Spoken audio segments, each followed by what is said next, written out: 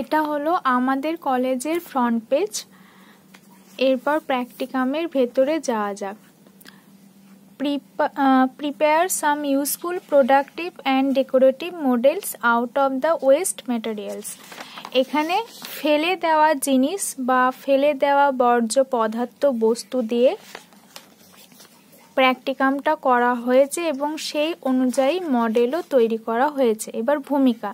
এবার ভূমিকাতে আমরা ফেলে দেওয়া জিনিস কিভাবে পুনরায় কাজে লাগাবো সেই ব্যাপারে লেখা আছে। আর সেই জিনিসগুলো আমাদের পরিবেশেও কিভাবে কাজে লাগে এবং পরিবেশে কিভাবে ভারসাম্য রক্ষা করে সেই ব্যাপারে এখানে লেখা আছে।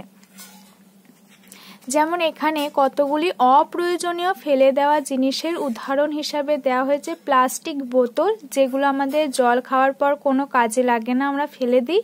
তারপর পুরনো টি শার্ট বা ওড়না। তারপর আছে মডেলের ধারণা।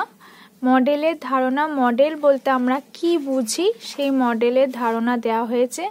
তারপর আছে মডেলের শ্রেণী বিভাগ। এখানে 4 প্রকারের মডেলের কথা বলা হয়েছে এবং প্রত্যেকটা মডেলের উদাহরণ সহ শ্রেণী বিভাগ দেওয়া হয়েছে। তারপর মডেলের শিক্ষাগত মূল্য।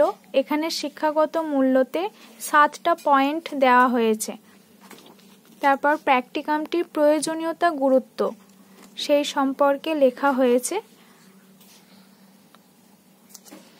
এরপর আছে যে পাঠের সঙ্গে সম্পর্কযুক্ত মডেল নির্বাচন।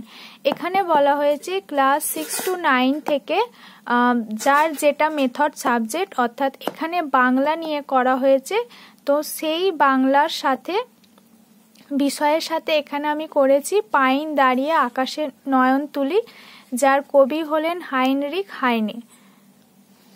সেই নিয়ে একটা মডেল নির্বাচন করা হয়েছে এবং শিক্ষার্থী শিক্ষিকা কর্তৃক মডেলের প্রস্তুতি ও উপস্থাপন, কিভাবে মডেলটা করা হয়েছে, কিভাবে আমি করেছি, কিভাবে কি নিয়েছি সেই সম্পর্কে এখানে লেখা আছে।